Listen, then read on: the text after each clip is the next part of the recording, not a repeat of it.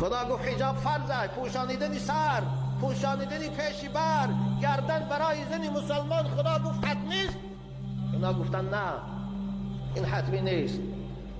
دختر تاجیک باید سرش لج باشد، گردنش عریان باشد، پیشی برش لج باشد. این است لباس ملی ما لباس خدا در کار نداریم. این چی میگن؟ تجاوز از حدود خدا میگن و یتعدى حدوده. همین است.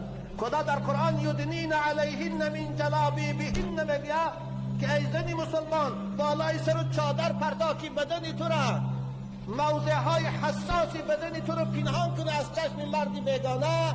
اینها میگن نه، لباس تنک پوش، لباس جفت تنگ پوش، برای که همه جا نمایان شما ما تماشا کنن مردم.